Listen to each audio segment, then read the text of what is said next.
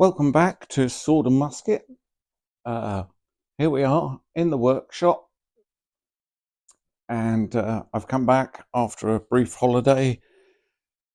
Just before the holiday came in, I received the 51 items from America, and I thought we'd look at a little restoration job. Quite an easy and quick one. That you might like to follow. It's this little Marlin rimfire tip-up revolver.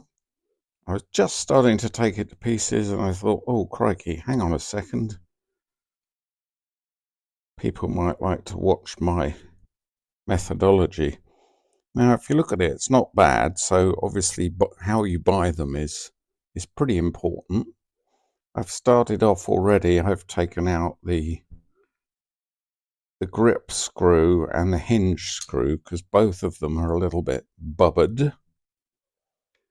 Through time, this will happen. If you look at the top of this screw, it's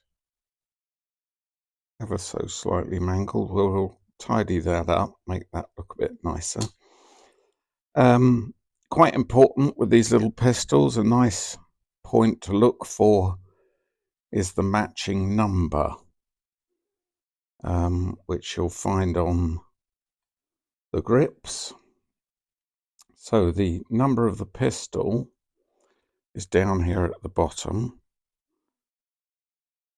Looks like 7626. And we find that in the same typeface, in the same numerals on the inside of one side of the grips, but they're definitely matching. Nothing different about those.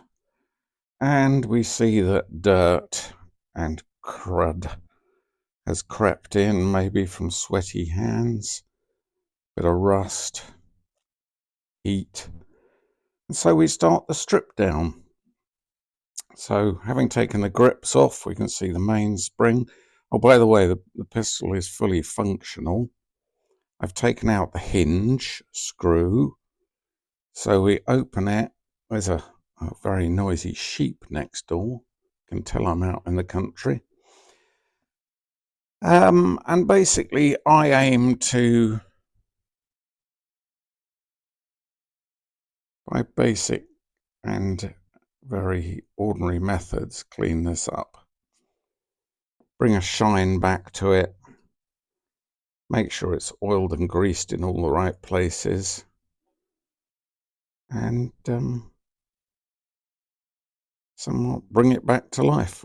5-shot. I think it's 32 extra long, or 32 long rimfire. You can see the rimfire hammer at the top there.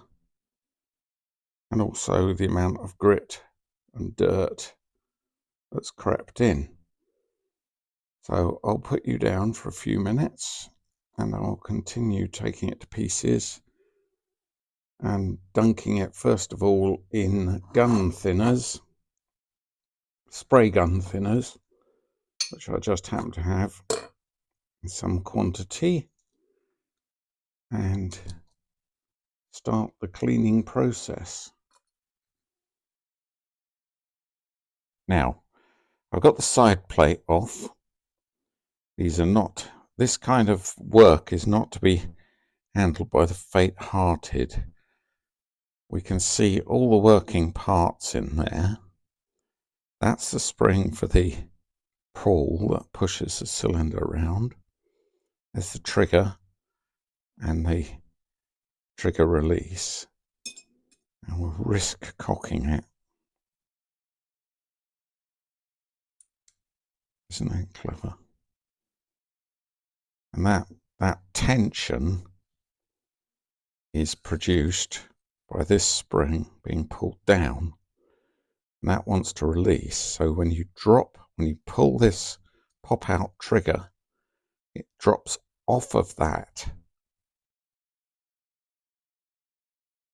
part there, which is on the base of the hammer and the striker. So I'm not going to dare take that to pieces, but I am going to clean it. I'm going to use thinners and a toothbrush and an airline to clean it out. But in no way am I going to go any further if I can avoid it, unless something pops out that shouldn't. And this is why you want a decent work surface where you can capture everything should it go rogue upon you.